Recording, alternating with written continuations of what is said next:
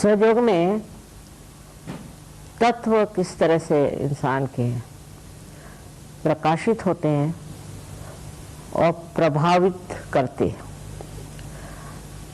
असल में हम अपने तत्वों से अनभिज्ञ हैं, क्योंकि उनके अंदर अभी अध्यात्म का प्रकाश नहीं है, सिर्फ बातें होती रहती हैं अध्यात्म पर। और जैसे कि आदि शंकराचार्य ने कहा कि माँ, ये शब्द जालम से मुझे आप छुड़ाइए। तो शब्द के जाल में फंसे हुए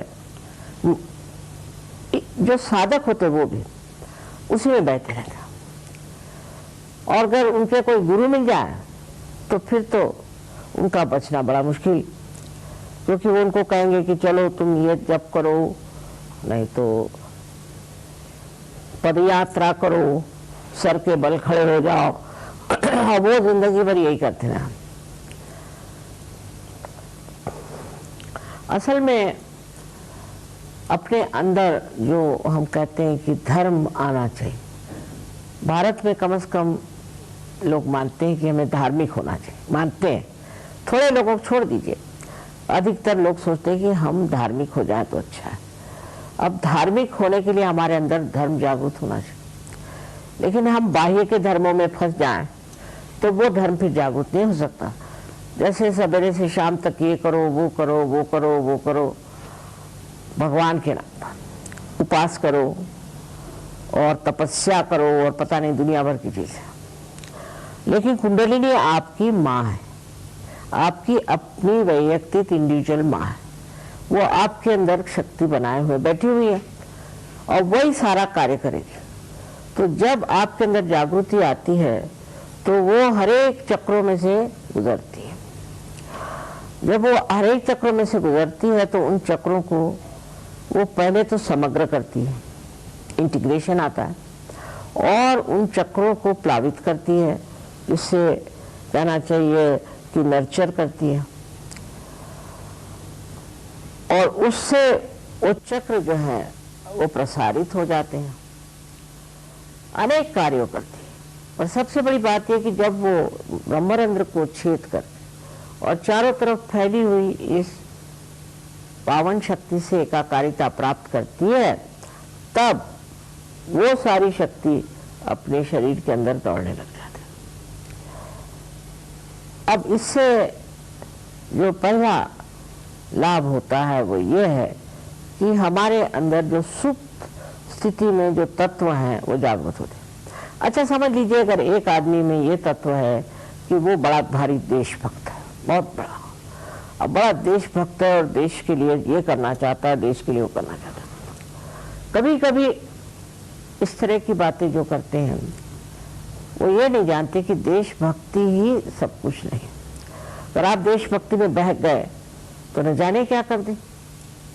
और आप किसी भी एक चीज को सोच लें कि यही हमारा परम कर्तव्य है, एक चीज को, तो आपका एक ही तत्व बढ़ेगा और उससे बाकी के तत्व जो हैं वो खत्म हो जाएंगे। अब जैसे एक आदमी है, वो ये कि मेरे दफ्तर मुझे बहुत संभालना है, तो वो अपनी बीवी को बिल्कुल ही छोड़ देगा, बच्चों का ख्याल ही नहीं करने वाला, और चाहेगा कि मेरी जिंदगी जो है वो मेरी अपनी है, मैं जैसा रखूं। तो आपने शादी क्यों करी? आपके बाल बच्चे क्यों हुए हैं? उनको भी कुछ देना चाहिए, उनको भी संभालना। तो जिसको कहना चाहिए कि सर्वांगीण उन्नति जब होती है मनुष्य की, तो वो किसी भी चीज को निग्लेक्ट नहीं करता, किसी भी चीज की वो छोड़ता नहीं।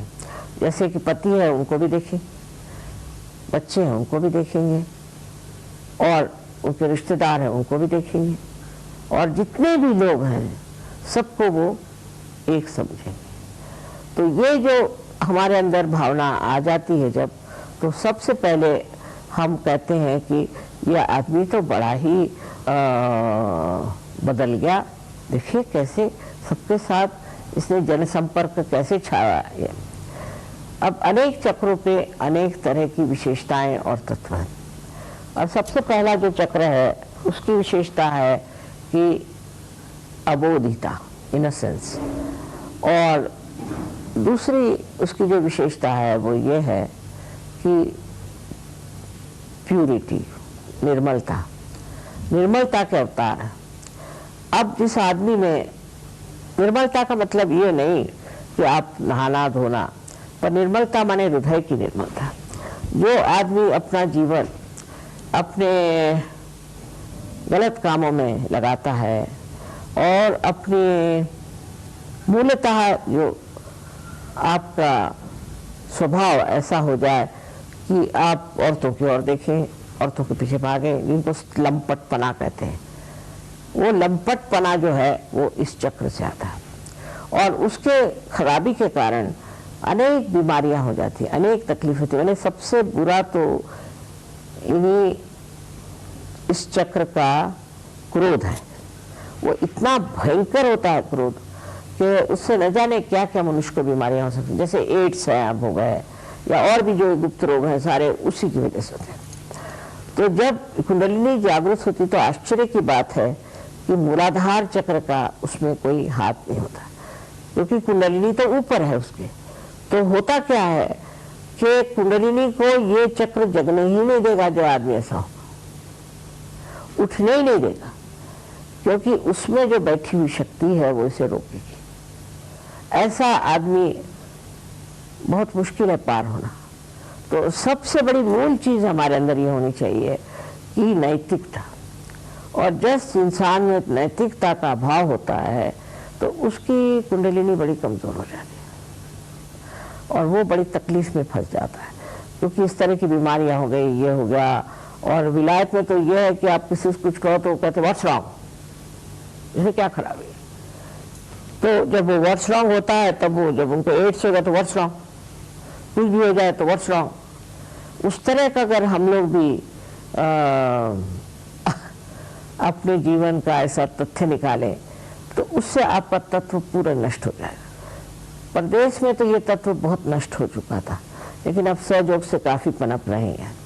तो सबसे बड़ा ये है कि मनुष्य को मूल एक सभ्य गृहस्थ की तरह रहना चाहिए और सीमित अपने घर के पत्नी और ऐसी जो रिश्ते हैं उसको बहुत पवित्र समझ के उसमें रचना चाहिए। उससे ये तत्व जो है ठीक रहता है।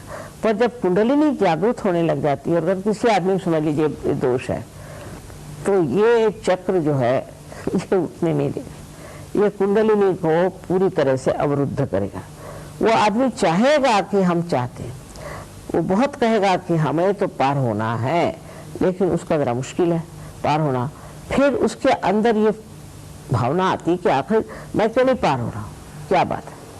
तो उसके इलाज सहयोग में है, किस तरह से इस तत्व को फिर से जागरूक करना चाहिए, उसके इलाज हैं। और वो जब आप इलाज कर लेते हैं उसके बाद ठीक है।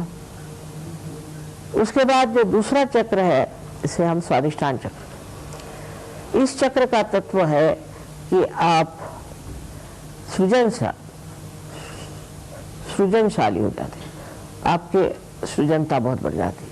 ऐसे लोग जिन्होंने कभी एक लाइन भी कविता नहीं लिखी वो काव्य लिखने लग जाते हैं, जिन लोगों ने कभी भाषण नहीं दिया वो बड़े भाषण देने लग जाते हैं, और जिन लोगों ने कभी पेंटिंग नहीं करी, कुछ कला नहीं देखी, वो कलात्मक हो जाते हैं, बहुत सृजन हो जाते हैं। हमारे आर्किटेक्ट्स लोग हैं वो कहाँ से कहाँ पहुँच गए। तो इंसान में सृजनता आ जाती है, क्योंकि वो अपनी सृजनता को बड़ी ऊंची चीज समझता है। फिर उसको पैसे की परवाह नहीं होती कि पैसा जो है उसको देखो और सृजनता कैसे भी करो। और नहीं, बहुत से लोग चाहते हैं कि हमारा बड़ा नाम हो जाए तो कोई ना कोई बड़ी विक्षिप्त सी चीज बना के रख दो। कुछ विचित्र चीजें आजकल जैसी बनती हैं इसलिए कि हमारा बड़ा नाम हो जाएगा, लोग हमें बहुत याद करेंगे, पर उसमें कला नहीं। तो कला का जो महान अंश है उसको प्राप्त करते हैं आप जब आपका ये दूसरा वाला चक्र है स्वादिष्ठान, ये ठीक होता है। और इसके कारण, स्वादिष्ठान के कारण ही हम बहुत जब सोचते हैं तो हमारा जो मस्तिष्क है उसके अंदर जो ग्रे सेल्स हैं उसकी शक्ति इस्तेमाल करते हैं, तो ये उस शक्ति को पूरित करता है ये चक्र। तो जो लोग बहुत सोचते हैं उनको दुनिया भर की बीमारियां हो जाती हैं, जिसको हम राइट साइडेड बीमारियां कहते हैं। उसमें से एक बीमारी तो है कि उसका लिवर खराब हो जाता है, और दूसरी ये कि उसको पैनक्रियाज में उसको डायबिटीज़ हो सकता है, वो नहीं हुआ तो उसको किडनी ट्रबल हो जाएगा, वो नहीं हुआ तो उसको कॉन्स्टिपेशन हो जाएगा, वो भी नहीं हुआ तो उसको अस्थमा हो जाएगा, वो नहीं हुआ तो उसको हार्ट अटैक भी आ सकता है, और सबसे ज़्यादा तो उसको पैरालिसिस भी हो सकता है। सो राइट साइडेड जो बीमारियां हैं वो स्वादिष्ठान चक्र से आती है, और लेफ्ट साइडेड बीमारियां भी उसी से आती है। तो बहुत ज़रूरी है कि हमारा स्वादिष्ठान जो है वो अच्छा रहना चाहिए। अब ये किस तरह से स्वादिष्ठान वो कुंडलिनी संभालती है और उसको देती है कि जब किसी की कुंडलिनी आप जागृत करिए, अगर उसका स्वादिष्ठान चक्र पकड़ा हुआ है तो बराबर पीठ में जहाँ पर स्वादिष्ठान चक्र है आपको ऐसा लगता है जैसे वहाँ कोई हार्ट है कि क्या, ऐसे पूरी तरह से जोरों में स्पंदन होता है, तो आपको पता हो जाता है कि आदमी के राइट स्वादिष्ठान पकड़ा। अब वो राइट स्वादिष्ठान जब साफ हो जाए देखो, तो मनुष्य का चित्त जो है एकदम स्वच्छ हो जाता है, और उसके अंदर जो ये स्ट्रेस और वगैरह जो आजकल प्रकार है वो सब खत्म हो जाता है, और वो शांति में विराजमान हो जाता है। स्वादिष्ठान चक्र बहुत ज़रूरी है कि हम ठीक रखें आजकल के ज़माने में, जबकि हमारे ऊपर दुनिया भर के कार्य करने के बोझे लदे हुए। स्वादिष्ठान चक्र को ठीक रखने से मनुष्य कितना भी परेशान हो, कोई भी उसको तकलीफ हो, शांतिपूर्वक उसे देखता है साक्षी स्वरूप, और समझता है कि क्या खराब है। ये स्वादिष्ठान चक्र तो आजकल इतना खराब होता है, उससे इतनी बीमारियां होती, सब कुछ है, पर तो भी स्वादिष्ठान चक्र की कुछ विशेषता है कि कलयुग में ये बहुत ही बेकार है। फिर उससे जो और भी बीमारियां होती हैं उसके डिटेल्स में मैं नहीं जाना चाहती, पर यही कहूंगी कि बीमारी के अलावा मनुष्य अत्यंत संतापी और गुस्से वाला होता है, राइट साइडेड। बात बात में वो तुनक मिजाज होता है, उसको बड़ा ये लगता है कि मैं इतनी पोजीशन का आदमी हूँ, मेरी कोई इज्जत नहीं करी। छोटे से आदमी भी बहुत अपने को समझने लगता है, ये भी राइट साइड स्वादिष्ठान से होता है। और लेफ्ट साइड स्वादिष्ठान जो पकड़ता है तो उससे मनुष्य चिंतित हो जाता है, बड़ा दुखी हो जाता है, उसको डिप्रेशन आ जाता है, और वो सोचता है कि मुझसे बुरा कोई नहीं, और मुझे सब सता रहे हैं, मुझे परेशान है। दुनिया भर के साइकोलॉजिकल केसेस होते हैं। तो ये दो साइड जो है चक्र के, लेफ्ट एंड राइट, इसको बहुत संभालना चाहिए, और वो सहयोग में बहुत फायदे की चीज़ है, क्योंकि उससे ये दोनों चक्र जो हैं ये साफ हो जाते हैं। जब साफ हो जाते हैं तो आप हर एक चीज़ को इस तरह से समझते हैं जैसे कि एक आप बाहर से अपने को देख रहे हैं। अच्छा, तब आपको गुस्सा आ रहा है, अच्छा बैठिए, आप अपने ऊपर हंसते, अपना ही मजाक करते, अपने ही बारे में ये सोचते हैं कि मैं क्या कहता हूँ, मैं क्या कर रहा हूँ। तो उस तरह से मनुष्य अपने चित्त को वहाँ डाला, और ये आपका जो चित्त है वो प्रकाशित हो गया, तो वो जो चित्त है उसको ठीक कर देता। स्वादिष्ठान चक्र के लिए तो सहयोग बहुत ज़रूरी है, और आजकल के ज़माने में जितनी भी परेशानी है स्वादिष्ठान से, ऐसे मुझे लगता है अधिकतर, क्योंकि उसी से देखिए आपके हार्ट पे भी असर आता है इस पर। फिर उसके बाद नाभि चक्र है। नाभि चक्र जो है बस आगे